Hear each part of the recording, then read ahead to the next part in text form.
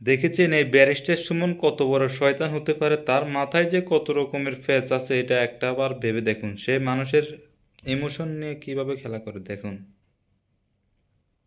সে বলেছে আমি যে কোনো পরিস্থিতিতে আমার নেত্রীর সাথে আছি, কিন্তু এখন সে বলতেছে কি আমি সব সময় এই ছাত্রদের পক্ষে ছিলাম, ছাত্রদের আন্দোলনের পক্ষে ছিলাম। এগুলো তো হবে না ভাইয়া, আপনি সময় বুঝে পোল্টি মারবেন। আপনি নিজে বলেছিলেন ছাত্ররা ঘরে ফিরে যাও, ঘরে ফিরে যাও, তোমরা যা চেয়েছো তার চেয়ে আরো বেশি পেয়েছেন, বেশি পেয়েছো, তাহলে এখন এখন কেন দল পাল্টাচ্ছ বেইম্যান? মানুষের ভালোবাসা নিয়ে, মানুষের ইমোশন নিয়ে তুই খেলা করেছস বেটা। তোর কোনো ক্ষমা নাই। এই ব্যারিস্টার সুমনকে যেখানে পাবেন সেখানে, বুঝতে পেরেছেন তো?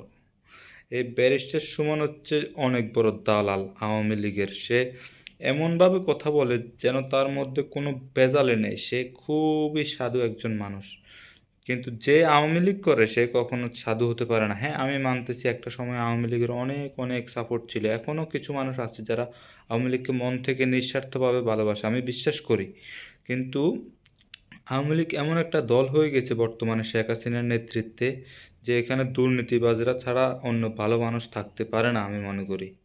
কিছু মানুষের আবেগে জড়িয়ে আছে, তারা হয়তো আছে নিঃস্বার্থে, কিন্তু স্বার্থ ছাড়া কখনো কেউ আওয়ামী লীগ করতে পারে না।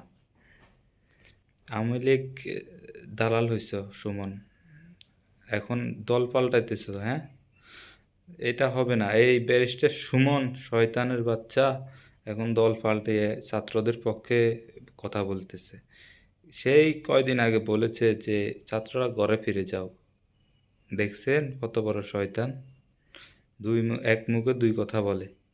ব্যারিস্টার সুমনকে কখনো বিশ্বাস করবেন না। এখন সে আবার বন্যার এই যে বন্যা টন্যা হয়ে যাচ্ছে এসব নিয়ে আবার কাজ করতে চাইতেছে। এইসব করে সে মানুষের মনে জায়গা করে নিয়েছে। আমি একটা সময় ভেবেছি ব্যারিস্টার সুমন যদি আওয়ামী লীগ না করে অন্য কোনো দল করতো করতো তাহলে হয়তো তাকে অনেক অনেক ভালোবাসা যেত, মানুষটা অনেক ভালো।